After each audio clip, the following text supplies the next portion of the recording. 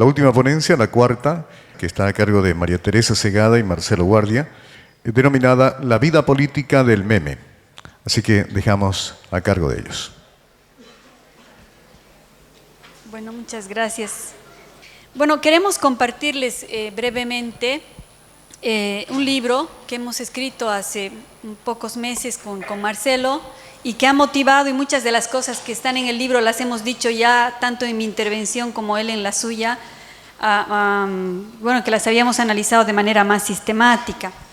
Solamente nos gustaría un poco mostrarles un análisis que ha resultado novedoso en nuestro país porque no se han escrito cosas sobre este tema antes de esta manera tal vez más sistemática y que nos pareció muy importante para poder entender otro aspecto de la política actual. Y lo hemos denominado al libro La vida política del meme porque nos hemos dado cuenta, primero, de que algo que ya saben, Marcelo lo decía hace un rato, las redes sociales se han convertido en un nuevo escenario de lucha política y los memes son un arma en ese escenario. Es decir, es mucho más interesante encontrarnos con un meme en Facebook o en WhatsApp que leer un texto, ¿no?, donde se explica algún argumento. Hemos pasado un poco de la política argumentativa a la política a través de gráficos, fotos, mensajes directos, cortos que nos llaman la atención. Y mejor si además son grotescos, son divertidos o son altamente emocionales. Para comenzar, bueno, la palabra meme viene de una teoría antigua de los años 60 de Richard Dawkins, que lo define como memoria. O sea, la palabra meme viene de eso, de mímesis, ¿no?, de la memoria. Y cómo, en este caso, a través de la memoria se va reproduciendo una realidad por imitación, ¿no? Se va pasando de un cerebro a otro cerebro. Entonces eso es el meme en el fondo, porque queda grabado en el cerebro y tiene esa capacidad de replicarse. Para nuestro trabajo hemos definido a un meme como una unidad de información cuyo impacto e incluso cuya veracidad no interesa, o sea, no depende de uno, digamos, depende ya de cómo ese meme solito circula, es replicado, es comentado y adquiere vida propia, desborda la capacidad del que produce el meme. En la investigación hemos encontrado cómo, por ejemplo, hay evidentemente muchas páginas políticas que elaboran sistemáticamente memes, pero también hemos encontrado detrás de los memes a veces personajes totalmente anónimos. Tenemos nosotros un alumno en comunicación social que se ha puesto un seudónimo que es Yexit, que es un chico absolutamente tímido, callado y trabaja solito en su computadora. Y él produce una serie de memes, imágenes, caricaturas, solito. No tiene atrás nadie le paga, no tiene detrás ninguna institución y ningún partido político, pero él logra mucha audiencia entre los jóvenes y mucha replicabilidad de sus mensajes por las cosas que dice. Entonces, detrás de estas publicaciones puede estar un gran ejército de guerreros digitales, puede estar un partido, pero puede estar nadie, una persona autónoma sola que puede producir esta información y a veces tiene más impacto si es más creativa que los demás. Para posicionar un poco nuestra visión de este asunto, de las redes sociales y la política, la verdad habíamos concebido escribir este libro sobre el impacto de las redes sociales, ¿no?, en la vida privada, en la vida pública, pero hemos ido restringiendo nuestro objeto de estudio porque nos pareció mucho más interesante centrarnos solamente en la política. Y ahí nos encontramos con algo que mencionaba Eric también hace un momento, ¿no? Digamos que un poco son las grandes miradas sobre el tema de las redes sociales. Y estas grandes miradas podremos agruparlas, obviamente con los matices que corresponde, en dos grandes visiones. Una visión pesimista, que ustedes la conocen porque esa también todos la vivimos, que habla de las redes sociales y de la tecnología digital como elementos de domesticación. Hay autores que hablan del panóptico digital, no nos controlan. Claro, nosotros exponemos nuestra vida en las redes sociales y eso permite que la gente opine de nuestra vida, reproduzca nuestra vida, use nuestras fotos, pero lo hacemos voluntariamente, ¿no? Ya el uso que le den los otros no lo podemos controlar, pero es una forma también de control de nuestra privacidad, como en el libro de 1984, ¿no?, pero aquí de una manera mucho más sofisticada. Entonces hay una serie de autores como Byung-Chul Han, como Pariser, como el propio Humberto Eco, que dice este es un lugar para estúpidos, ¿no? Cualquier estúpido puede opinar, o Pariser que habla de la burbuja digital, lo cual es cierto.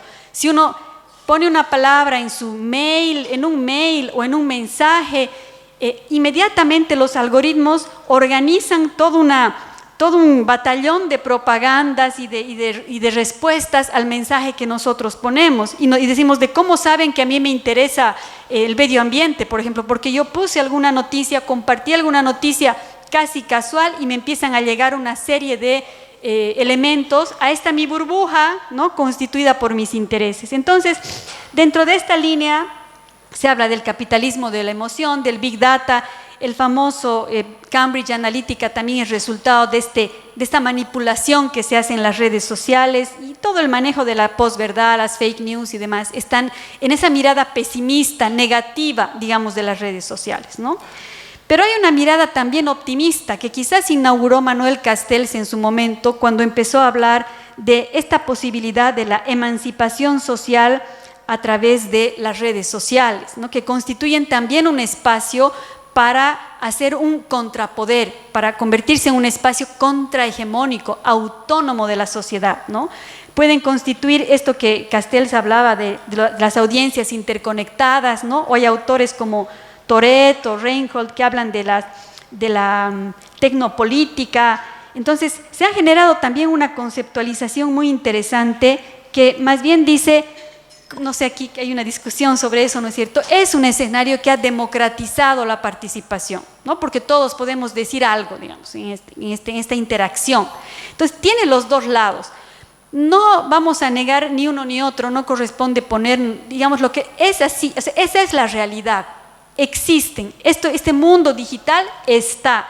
Y tendríamos que no tener celular, porque tengo colegas, quizás con algunos más años que nosotros, que han decidido no tener celular, no tener ninguna red social y viven al margen de este mundo, pero son los menos. Todos nosotros de alguna manera somos parte de esa realidad y esa realidad existe. Entonces no podemos negarla diciendo qué mal que esto suceda. Yo lo que corresponde creo que es un poco analizarla. Entonces eso nos llevó a hacer una investigación que fue un desafío interesante porque no solamente hemos ido a mirar las publicaciones y los memes de las páginas, sino que hemos hecho una investigación etnográfica, es decir, hemos creado grupos de discusión dentro de las redes sociales, hemos introducido preguntas políticas dentro de grupos que no son políticos. Por ejemplo, en Cochabamba se creó una red que se llama Barrio Chino Cochabamba, donde uno puede vender productos de todo tipo, y introducimos una pregunta política, ¿no? ¿A qué le tiene miedo usted si Evo Morales se queda en el poder, por ejemplo? Y claro, mucha gente nos ha insultado, ha dicho, ¿por qué hablan de política? Este no es un espacio político, pero mucha gente también ha entrado en un debate, en una discusión, diciendo no queremos volvernos Venezuela, tengo miedo por mis hijos, que se ha generado. Lo que quiero decirles es que este mundo de interconexiones no es un mundo tan barato, tan banal, como muchas veces se lo califica. Hay posibilidad de que la gente también opine, también argumente, también genere un contenido, un sentido a lo que se quiere comentar. Entonces, lo que hemos visto en este trabajo es que se ha ido pasando, que Marcelo explicaba un poco también, de una forma de comunicación a otra, de una forma de conocimiento a otra, ¿no? Que antes era una verdad única, hoy hay muchas verdades, antes había una racionalidad argumentativa, hoy día no interesa, hay muchas otras racionalidades. Antes los libros eran la verdad, ahora son los posts, esa verdad, ¿no? La gente se informa incluso a través de los memes, ¿no? A veces un meme dice algo y uno dice, ¿será así? ¿Será? ¿Había sido esto había sucedido? Se ha pasado del libro impreso al multimedia, ¿no? De la estabilidad a la fugacidad. O sea, han habido muchos cambios comunicativos y también en el conocimiento. Y en la política se ha pasado de las grandes utopías, ¿no? El socialismo, el capitalismo, a cuestiones mucho más concretas de la vida privada, más fragmentadas, como decíamos, ¿no? Entonces eso es un factor bien importante que tenemos que analizar. Y el elemento más interesante de los memes que hemos encontrado y lo hemos analizado más teóricamente en el libro es el humor. Hay un teórico ruso antiguo que es Bakhtin, y que él hace todo un estudio del uso del humor cuando en relaciones de poder, ¿no? Y cómo en las épocas antiguas se utilizaba el circo, lo grotesco, la dramatización para satirizar al rey o para poner en ridículo a una autoridad. En el mundo actual, esa satirización, esas parodias, esos espectáculos carnavalescos, digamos, del mundo pasado, hoy día se reflejan en estas publicaciones, como los memes que mostraba Marcelo, por ejemplo, hace un rato, o estos que también hemos puesto una selección en el libro. Teníamos tantos memes que si les interesa consultar, hay una página web que se llama lavidapoliticadelmeme.com, donde hemos hecho una clasificación de memes por tema. Evo Morales, si quieren ver, ahí pueden ver miles de Evo Morales, de Álvaro García Linera, de Samuel Doria, porque eran demasiados para el libro. Entonces hemos hecho ese regalo a la sociedad boliviana para que se divierta cuando está muy agotada con la vida. Entonces, el uso del humor y de las emociones, como les decía hace un momento, es clave para la construcción de memes. Ahora, no es por atacar al gobierno en esto tampoco, ¿no? O en esto más, pero la verdad es que cuando los memes más interesantes son opositores, porque la oposición nos saca la parte más creativa, digamos, para poder hacer contrapoder. En cambio, el gobierno, cuando empezó a producir memes, eran publicaciones absolutamente aburridas, no textos así de varias sin un dibujo, posicionando la imagen de Evo Morales de una manera totalmente poco creativa. Pero ahora sí, digamos, encontramos, como hemos visto hace un rato, memes un poco más divertidos y creativos también desde los guerreros digitales, digamos, oficialistas. Entonces, voy a pasar el micrófono a Marcelo. Simplemente quiero hacer dos referencias más a las conclusiones del libro muy rapidito. La primera es que, para que los que quieren hacer memes, esto es importante. Primero, debe ser algo absolutamente creativo. Segundo, tiene que estar conectado con la realidad. No podemos, o sea, no tiene ningún sentido un meme que no tenga relación con la realidad, como por ejemplo aquel, ¿no es cierto? Entonces, bueno, ya Marcelo explicará un poco este tema de las imágenes, pero necesita estar conectado con la realidad, o sea, necesita llegar a una parte de nosotros que está generándonos indignación, rabia, alegría, ¿no? Y algo que más quisiera mencionar es este meme, no sé si podemos parar un minutito aquí. En muchos casos, una foto publicada en su origen por el gobierno, porque aquí estaba el Evo mirando el banderazo famoso, ¿no? Cuando hubo el tema de La Haya. Entonces ha venido alguien con mucha imaginación que le ha puesto encima de la bandera, Bolivia dijo no, y le ha puesto unas lágrimas a Evo Morales en la cara. Entonces ha cambiado totalmente de sentido el meme de su versión original. Esa también es la gran cualidad de esta vida política del meme. Bueno, le paso a Marcelo para que... Sí, hay algunas cosas que creemos que es importante aclarar. Esta es una investigación que ha sido construida, digamos, y pensada a medida que hemos empezado a levantar los datos, porque nuestro propósito era ver un poco cómo se manejaba la información dentro de las redes y en particular del Facebook, pero después nos dimos cuenta que el meme era la clave, porque por varias razones. Como vimos en mi primera participación, ha habido un cambio de escenario de la disputa política de los medios masivos a las redes en los últimos 3 años, en los que la sociedad civil, los ciudadanos comunes han encontrado en ese sistema una forma de expresar sus pensamientos que es imposible hacerlo en el sistema mediático. Entonces, más allá, digamos, de las visiones apocalípticas de las redes, de toda la crítica que le podemos encontrar y de todas las cosas que son efectivamente, digamos, reales, por ejemplo, los riesgos, las noticias falsas, las identidades falsas, la informalidad, toda esa cuestión. En las redes sociales, los ciudadanos comunes, a través de formatos como el meme, como el GIF, como las fotos, como los emoticones, etcétera, pueden decir cosas que piensan. Y cuando esas cosas que piensan se conectan con las ideas de los otros, entonces, como decíamos también hace un momento, se viralizan. Y esa viralización es algo incontrolable, ¿no? Según Reingold, es una especie de activación de la inteligencia colectiva. Hay unas formas incontrolables en las cuales las personas se conectan a través de cosas que se están diciendo. Y ahí el meme juega un rol importante en esa especie de conexión parecida a las sinapsis de las neuronas que ocurren en el cerebro. Porque el meme, el mensaje cobra vida. No es que el mensaje tiene un significado y va, digamos, persuadiendo a los demás. No es así. El mensaje va cobrando sentido a medida que va circulando, como en el meme anterior que explicó Marité. O sea, la foto no era así originalmente, el meme no era así originalmente, eso se va transformando. Entonces ahí tiene una especie de vida, de sentido, que va siendo incrementada por las personas de acuerdo con su creatividad. La otra constatación es que el significado del meme no está en el propio meme solamente, está, pero no solamente. El significado viene en la cadena, la producción de sentido se va en la cadena de comentarios que vienen abajo, de cada rebote. Porque si se trata de un meme que se ha viralizado, debajo se dicen muchas cosas. Por ejemplo, y ahí lo que hemos podido detectar, por ejemplo, los memes oficiales dicen Evo Morales es el mejor presidente de Bolivia. Y empiezas a analizar la cadena que viene abajo y lo insultan, le dicen barbaridades al que ha mandado el meme, al presidente, a la madre del presidente, a la madre del que ha mandado.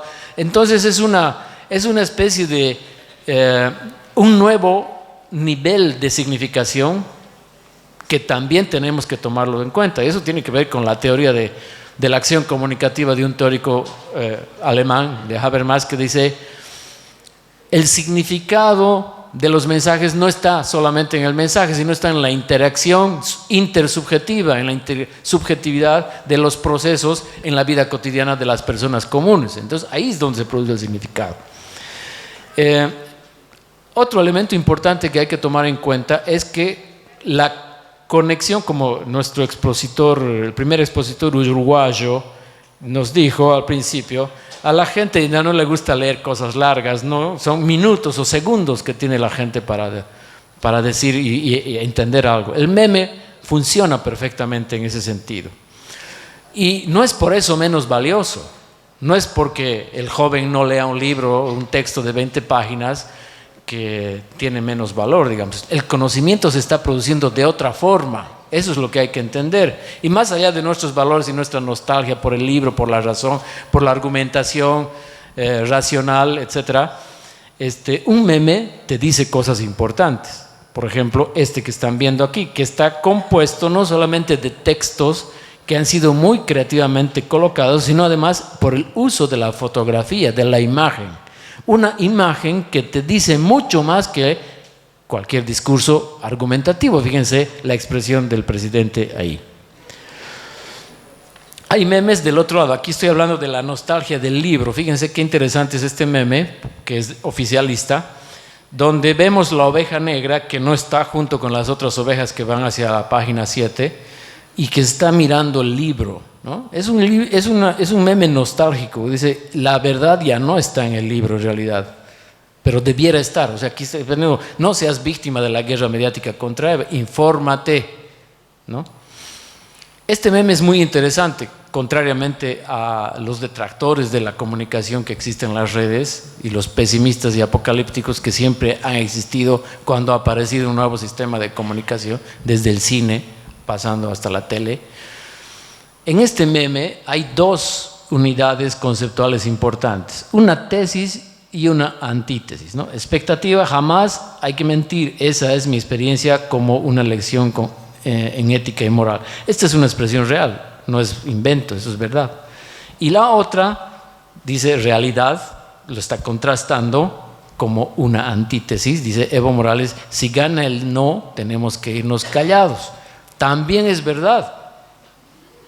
Entonces, lo que aquí está proponiéndote el meme a ti como lector es que tú saques una conclusión y articules un silogismo, la base lógica, crítica, inventada por los griegos en la antigüedad para generar todo el pensamiento crítico de la historia del pensamiento occidental. un silogismo, una argumentación lógica y racional que está permitiéndote a ti participar del mensaje para producir una conclusión.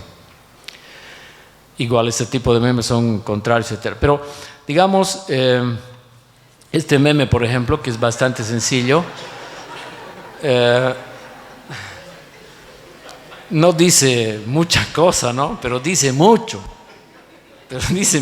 O sea, lo importante es que, como decía Marité, la risa, el humor, es siempre crítico y tiene una dimensión política muy poderosa porque hace que el ciudadano le pierda el miedo al poder. Y al perder el miedo al poder, está articulando dos niveles de representación, digamos, de su conciencia. Una es la bronca, la insatisfacción, la decepción, ¿no es cierto?, con la realidad, porque al decir esto está manifestando, digamos, su malestar, pero al mismo tiempo está diciendo, yo no quiero esto, yo quiero otra cosa. O sea, lo está diciendo implícitamente, quiero decir, no, aquí no hay evidencia, pero hay algo que está como latente, la bronca y el deseo. Y este es el meme del que les hablé hace rato, ¿no es cierto? Presidente, usted juega con las negras, no puede comer con mis piezas, mis propias piezas, le dice el niño. Me estás discriminando, veamos qué dice el Tribunal Supremo Electoral. Y ahí está, es una jugada totalmente válida. Esto no es invento, ha ocurrido de verdad, ¿no es cierto?